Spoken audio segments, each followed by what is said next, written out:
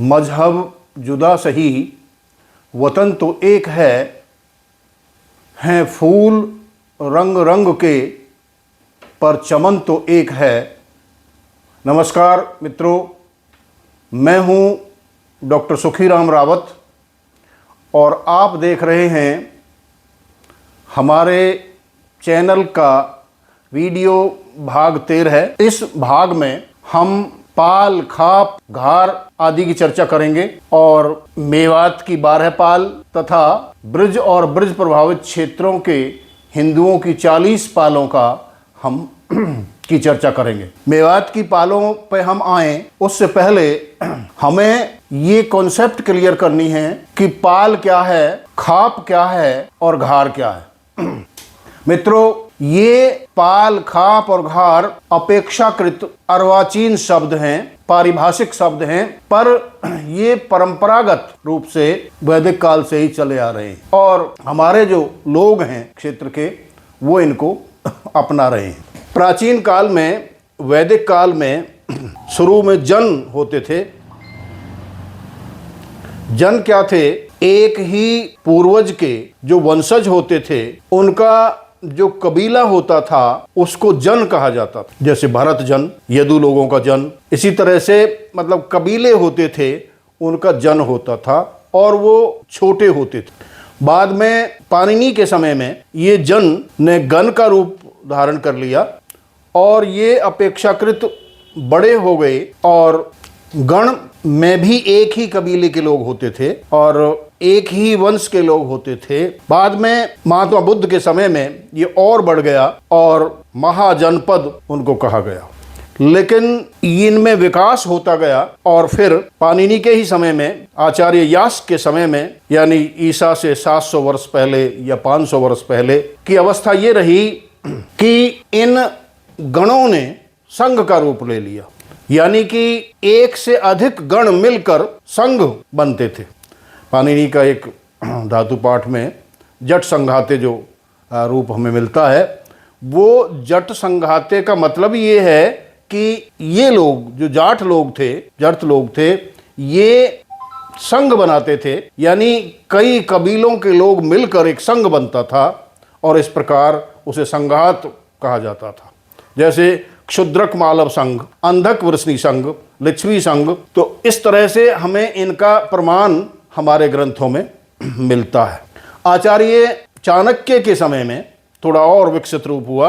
वहां 10 गांवों के समूह को संग्रहण कहा गया और 200 ग्रामों के समूह का जो मुख्यालय होता था उसको खारवटिक कहा गया और इससे आगे स्थानीय आदि जो शब्द और भी प्रयोग किए हैं आचार्य चाणक्य ने, तो उनसे हम घार का अर्थ ले सकते हैं। अब थोड़ा हम इनका व्याकरणात्मक दृष्टि से भी अर्थ क्लियर कर लें। पाल जो शब्द है वो संस्कृत के पल्ली शब्द से बना हुआ है। उसका अर्थ होता है गांव या पड़ाव। आज भी हम देखते हैं तो पाल जो है वो गांवों का समूह होता है। इसी तरह से जो खाप शब्द है वो भी गांवों का ही समूह होता है, लेकिन वो बड़ी होती है। आचार्य चाणक्य ने 200 गांवों के समूह का जो हेड ऑफिस है, मुख्यालय है, उसको खारवटिक कहा है और खारवटिक शब्द से ही विद्वान खाप को मानते हैं।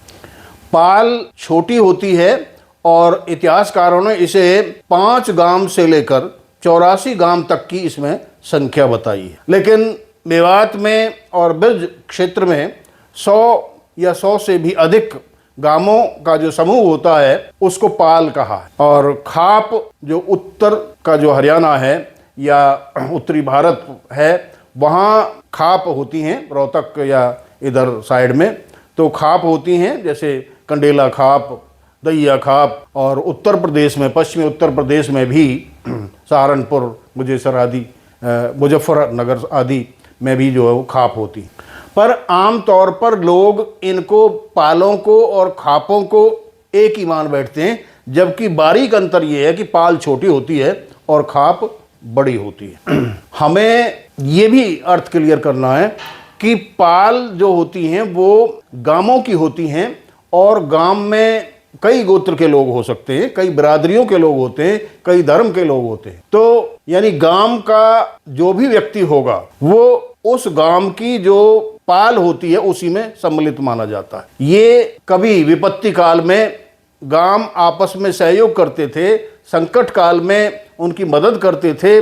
तो जो निकटवर्ती गांव होते थे वो उस पाल के गांवों के साथ उनका भाईचारा होता था और मदद उनकी करते थे। लेकिन एक अंतर है, एक गोत्र के व्यक्तियों की भी कई जगह पाल होती है, पर इनमें अंतर यह है कि एक गोत्र के जो गांव होते हैं उनमें आपस में विवाह आदि नहीं हो सकते, पर जो भिन्न गोत्र के गांव होते हैं और एक पाल में होते हैं उनमें यदि सीमावर्ती नहीं है, सीम सिमारी नहीं है, तो उनका विवाह हो जाता है। जैसे एक गोत्र के रावतों की पाल है, एक गोत्र की है, तो इसमें आपस में विवाह नहीं हो सकता। पर जो भिन्न गोत्र के की पाले हैं, जैसे हमारे इस इलाके में चौहान पाल जो है वो सबसे बड़ी पाल है, 99 गांव है उसमें, तो उसमें भिन्न भिन्न गोत्रों के गांव हैं, आपस में सहयोग की भावना उनमें रहती है। और जब भी कोई बड़ा कार्यक्रम होता है तो वो सभी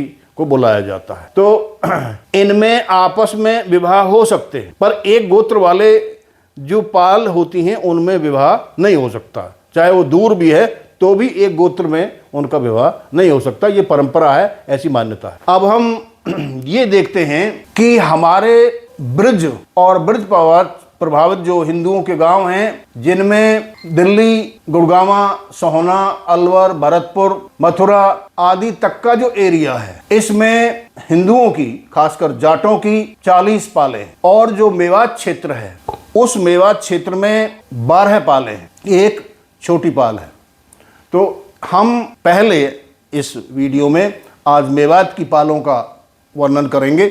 मेवात की पालों को मैं क्रमशः पढ़ूंगा आपके सामने और अगले वीडियो में हम हिंदुओं की पालों का वर्णन करेंगे। तो पहले हम मेवात की पालों का लेते हैं।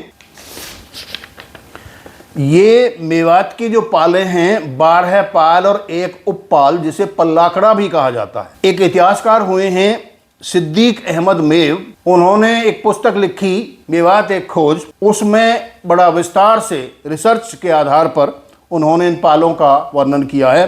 तो उसी पुस्तक के आधार पर हम इन पालों का वर्णन करते हैं, यहाँ उनकी चर्चा करते हैं आपके सामने। उसमें उस पुस्तक में ये दिखाया है कि ये सभी पालों का जो ओरिजिन है वो हिंदू है। तो हम ये बताएंगे इसमें कि भाई इनका ओरिजिनल वंश क्या है, पाल का नाम क्या है और इनके कितने गांव हैं और वो कहाँ से इनका निकास है, ये सारी चीज़ें हम बताते चलेंगे।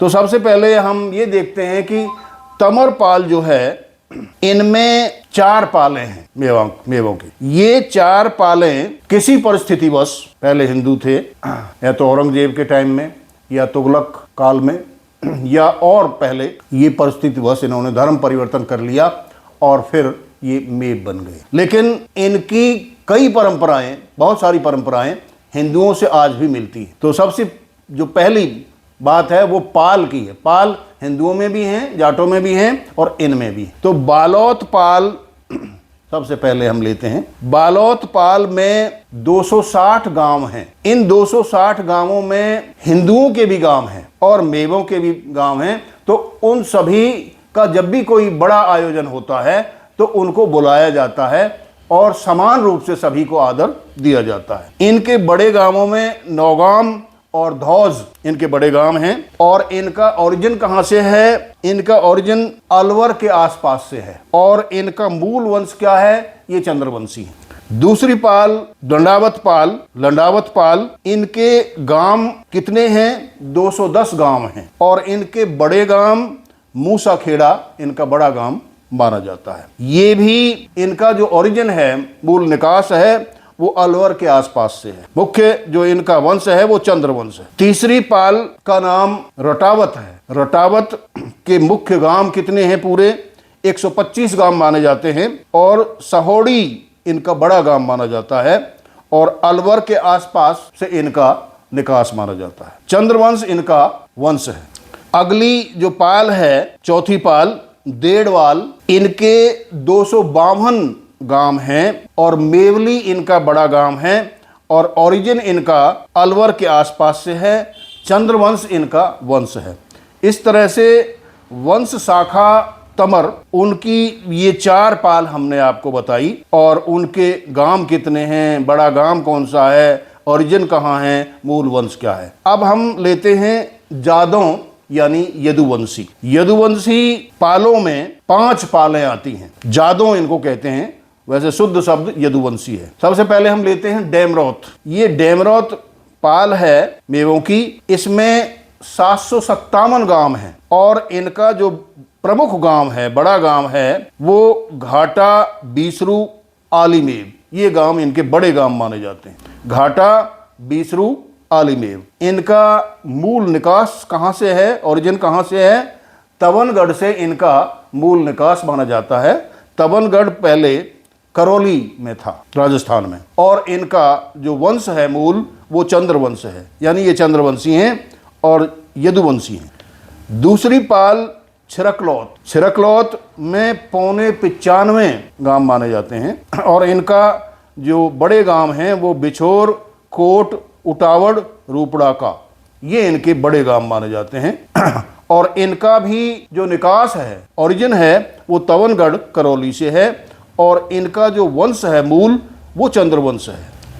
अगली पाल यदुवंशियों की पूंदलौत है। पूंदलौत के 84 गांव हैं। इनके बड़े गांव देसोला, मवा, ये इनके बड़े गांव हैं और तवनगढ़ करौली से ही इनका निकास है। चंद्रवंश इनका मूल वंश है। दूलौत अगली पाल। दूलौत पाल में 360 गांव हैं और इनके जो बड़े गांव हैं वो मिलकपुर, लाड़म का, ये इनके बड़े गांव हैं। इनका भी वही तवनगढ़ करौली से ओरिजिन है और चंद्रवंश इनका वंश है। इनकी 5वीं जो पाल है वो न्यायी, उसका नाम है न्यायी, उसके गांव हैं 210 और इनके जो बड़े गांव हैं वो पिनगवा, तिजारा, साकरस, ये इनके बड़े गांव हैं। अलवर के आसपास से इनका मूल निकास है, ओरिजिन है और चंद्रवंश इनका वंश है।